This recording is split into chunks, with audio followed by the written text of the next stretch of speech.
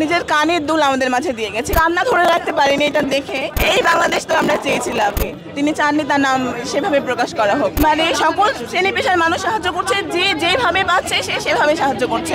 অনেকেই আছে যাদের কাছে ক্যাশ টাকা থাকে না কিংবা টাকা নেই, তারা দেখুন নিজের কানের দুল আমাদের মাঝে দিয়ে গেছে। এই প্রথম মানে আমরা অনেকটাই আবেগ আপ্লুত যে কান্না ধরে রাখতে পারিনি এটা দেখে, যে কানের দুল পর্যন্ত দিয়ে গেছে। একজন আপু এসেছিলেন, উনি ছবি তুলতে চান না, নিজেকে হাইলাইট করতে চান না, তিনি গোপনেই দিয়ে গেছেন এই কানের দুল। তার কাছে টাকা ছিল না বলে তিনি তার সোনার কানের দুল আমাদের মাঝে দিয়ে চলে গেছেন। এই বাংলাদেশ তো আমরা চেয়েছিলাম।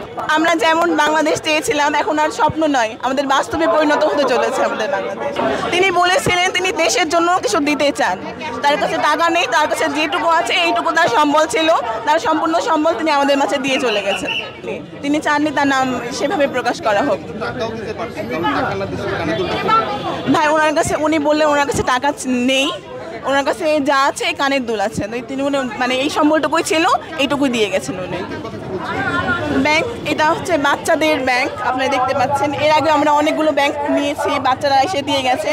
আজকে যে বাচ্চারা এসেছিল, কয়েকজন বললো তারা সাইকেল কেনার জন্য টাকা জমাচ্ছে, আরেকজন বললো যে তার বাবা কিংবা মায়ের জন্য স্কুটি কিনবে বলে বাবুটা টাকা জমাচ্ছে, আর ভবিষ্যতের জন্য একটা বাবু এসে বলে গেল যে ভবিষ্যতের জন্য টাকা জমাচ্ছে। তারা সেই সব টাকা বন্যার্থদের সাহায্যের জন্য দিয়ে চলে গেছে।